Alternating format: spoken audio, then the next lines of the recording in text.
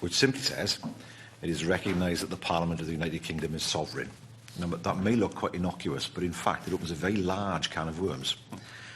Because there are several issues that become live as a result of that statement, which I don't think is needed, actually. I don't see the point of putting that in there, apart from it's almost like graffiti. It doesn't have any real purpose, as far as I can see. But the sovereignty of the UK Parliament is a matter of convention, not law. Yeah. There is nothing in law that says the UK Parliament is sovereign. There are declarations that the Parliament of England was sovereign, but that disappeared in 1707. And so there's nothing in law that declares that until now. So this is quite a profound change.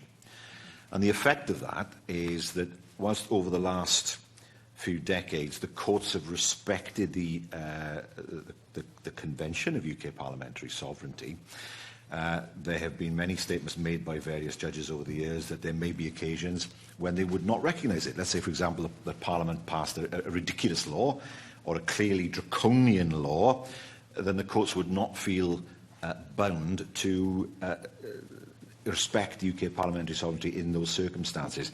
This gets rid of that. If it's expressly declared that the UK Parliament is sovereign, then there is no rule for the courts at all, no matter how draconian the legislation might be. And that, to me, is of great concern. That's a clear example of the elective dictatorship that Lord Hailsham talked about in 1976, which he then forgot about when he was in government. But there we are. Secondly, this cuts right across Scottish constitution. People's eyes might start to droop when I start talking about this, but it's an important principle. Scottish constitutional law does not recognise any kind of sovereignty in Parliament, only in people.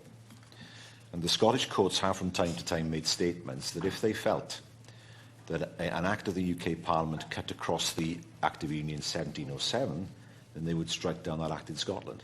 You look at this case law in 1953, case law in 1975 that suggests that. It's not what we call ratio. It's not something that binds the courts, but there are observations made by judges. Now, what this section seems to do is to remove that. If the UK Parliament is sovereign, it is sovereign across the whole of the UK, and that is not something that is recognised in Scottish constitutional law. So there's another issue there that would need to be dealt with. It doesn't affect us, perhaps, but we certainly have an interest in it because a new legal principle is being inserted into Scots law for the first time ever. And that is bound to create friction, I suggest, in Scotland. Finally, of course, the difficulty from a practical perspective is that, First Minister, both you and I... Finally, of course, the difficulty from a practical perspective is that, First Minister, both you and I do not accept that the UK Parliament should be sovereign. You've said quite rightly that sovereignty should be shared. And so what this does is entrench in law something which you and I would profoundly disagree with.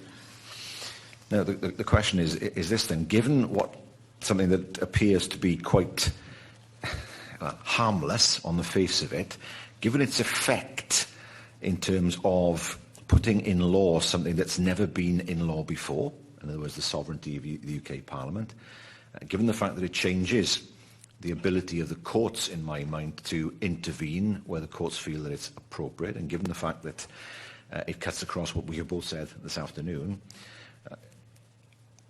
I'm simply going to leave it in this way with you. Would the Welsh Government then consider what representations it would need to make to the UK Government in relation to Clause 38? I completely agree with what Carwen has said. This is a clause that either means nothing. I like the phrase constitutional graffiti, and should just be deleted because it's just there as some bit of red meat window dressing for the ERG. Or it means something very significant, in which case it deserves to be debated and understood a great deal more than it will be during the very rapid passage of this bill, which is really not about issues of parliamentary sovereignty, and it certainly does not reflect the views that we discussed earlier about the way, 20 years on, sovereignty is dispersed across the United Kingdom.